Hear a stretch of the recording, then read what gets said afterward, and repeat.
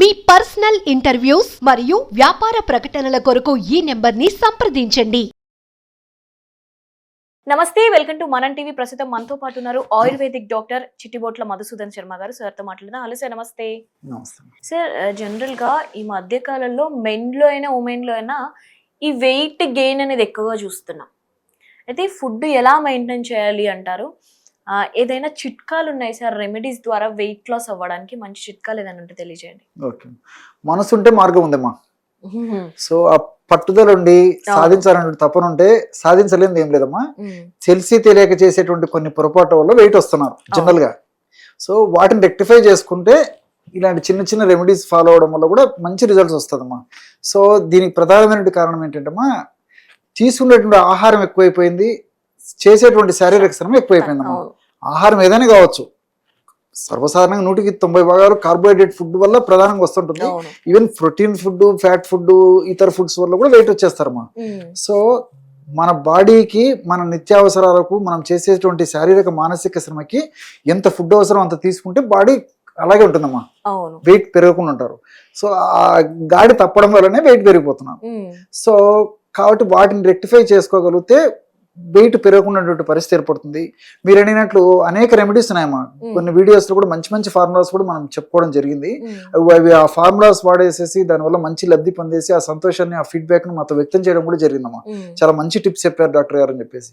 ఈ రోజుల్లో వేలాది రూపాయలు, లక్షలాది రూపాయలు ఖర్చు పెట్టేదానికి కూడా వెనకాడరమ్మా వెయిట్ తగ్గడానికి. సో టెండెన్సీ ఎట్లుంది. సో దీనికి మంచి రెమెడీ చెప్తాను చూడమ్మా. ఎందుకంటే ఇప్పుడు నేను చెప్పేటువంటి రెమెడీలో ఉన్నటువంటి ఈ ఫార్ములేషన్స్ ఉన్నటువంటి ఫార్ములాలో ఉన్నటువంటి ఐటమ్స్ అన్ని రీసెర్చ్ లో కూడా ప్రూవ్ అయ్యాయమ్మా. అంటే ఫ్యాట్ ను మెటబలైజ్ చేసేసి బర్న్ చేస్తాయని చెప్పేసి ఒక 6 ఐటమ్స్ తో మంచి మెడిసిన్ తయారు చేసుకోవచ్చమ్మా. ఇప్పుడు నేను చెప్పినటువంటి మెడిసిన్ 1 month కు సరిపోతుందమ్మా. నేను చెప్పిన క్వాంటిటీలో మళ్ళీ ఫ్రెష్ గా తయారు చేసుకొని వాడుకోవాలి. ఇలాంటి మెడిసిన్స్ ఏంటంటే ఒకేసారి మనం ఏదో 6 నెలలకు, సంవత్సరానికి ఒకసారి తయారు చేసుకుని వాడుకుంటే అనుకున్నంత రిజల్ట్స్ రావమ్మా. ఫ్రెష్ గా తయారు చేసుకున్నప్పుడు రిజల్ట్స్ బాగుంటాయి. కాబట్టి 1 month కు మెడిసిన్ అయిపోతే మళ్ళీ తయారు చేసుకోవాలి. సో ఎలాగంటే ఇప్పుడు కరక్కాయల పొడిమా మనకు మార్కెట్ దొరుకుతాయి. కరక్కాయ కన్నతల్లిలా కాపాడేటువంటి కరక్కాయ అని చెప్తారమ్మా. సో ఆ విధంగా కన్నతల్లిలా కరక్కాయ కాపాడుతుంది. ఆ కరక్కాయకి ఈ వెయిట్ ను తగ్గించేటువంటి గుణం కూడా ఉందమ్మా. అంటే ఫ్యాట్ ను బర్న్ చేసేసి ఫ్యాట్ అంతా కరిగించేటువంటి శక్తి ఉంది. ఆ పొడి ఒక 25 గ్రాములు తీసుకోవాలమ్మా. అట్లే అజవైన్, వాము ఐడియా ఉంది కదమ్మా. సో అదొక చూర్ణం ఒక 25 grams తీసుకోవాలి. అట్లే జీలకర్ర కూడా కొంచెం వేయించేస్తే మంచిదమ్మా. అది పొడి ఒక 25 grams తీసుకోవాలి. సోంపు అదొక 25 grams తీసుకోవాలి. అట్లే శొంఠి పొడి అమ్మా, శొంఠి పొడి 25 grams తీసుకోవాలి. అట్లే సైంధవ లవణం, రాక్ సాల్ట్ అంటారు, అదొక 25 grams తీసుకోవాలమ్మా. సో మొత్తం ఇవి 6 items అమ్మా. సో కరక్కాయ పొడి, వాము పొడి, సోంపు, జీలకర్ర, శొంఠి, సైంధవ లవణం ఒక్కొక్కటి 25 grams తీసుకోవాలమ్మా. అన్ని సమానం. టోటల్ 150 grams పౌడర్ అయిపోతుంది అన్ని కలపడం వల్ల. సో 150 grams పౌడర్ ఒక్క రోజుకి 5 grams చొప్పున వాడితే నెలకి సరిపోతుందమ్మా. అది క్యాలిక్యులేషన్.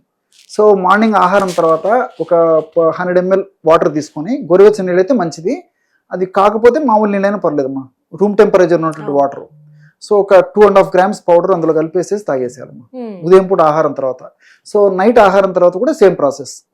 సో ఆహారం తర్వాత ఒక 10 minutes తర్వాత ఒక 100 ml వాటర్ తీసుకొని ఒక 2.5 grams అంటే round about ½ teaspoon idea ఉంది కదా, దాంట్లో ½ బాగా కలిపేసి తాగాలమ్మా.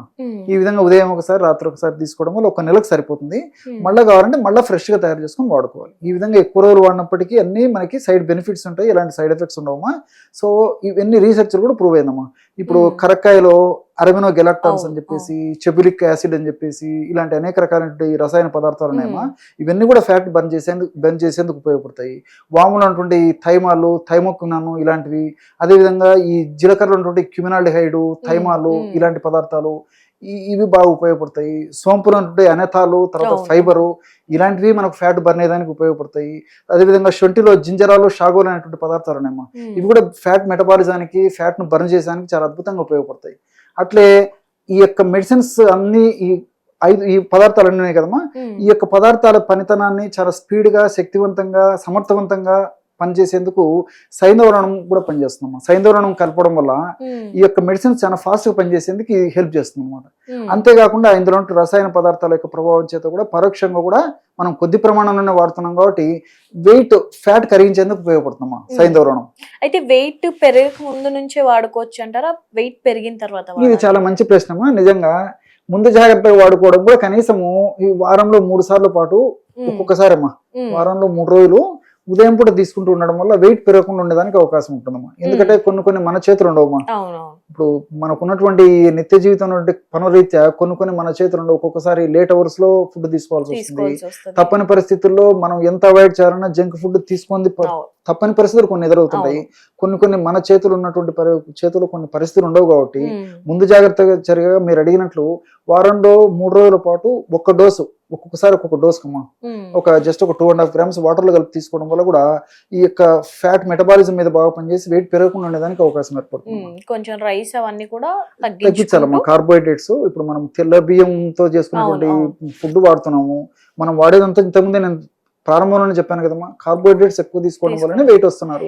ఈ పొడి తాగుతూ ఎక్సర్సైజ్ చేయాలి అంటారా, పర్లేదు అవసరం లేదు అంటారా దీంతో వెయిట్ లాస్? అంటే కండిషన్ బట్టమ్మా. జనరల్ గా మోతాదుకు మించినటువంటి వెయిట్ ఒక లెవెల్ ఉంటే జస్ట్ ఈ మెడిసిన్ వాడుకుంటుంటే సరిపోతుంది. కొంచెం బియాండ్ దట్ కొంచెం ఏదైనా 3-4 kgs పెరిగిన టెండెన్సీ ఉంటే దీంతో పాటు ఎక్సర్సైజ్ అమ్మా. అంటే వాకింగ్ గానీ, జాగింగ్ గానీ, రన్నింగ్ గానీ, స్కిప్పింగ్ గానీ, స్విమ్మింగ్ గానీ ఏదో ఒక ఎక్సర్సైజ్ వారంలో కనీసం 5 రోజుల పాటు అరగంట నుంచి 30 గంటల సేపు చేయాలి. సో అది జీవన విధానం లైఫ్ స్టైల్ అలవాటు పెట్టుకుంటే కేవలం ఈ వెయిట్ కే కాకుండా భవిష్యత్తులో వచ్చేటువంటి ఇతర అనారోగ్యాలకు కూడా రాకుండా దరి చేరకుండా ఉండేందుకు అవకాశం ఏర్పడుతుంది. కాబట్టి ఎక్సర్సైజ్ అలవాటు చేసుకోవడం మంచిదమ్మా నా అభిప్రాయం. Right sir, thank you.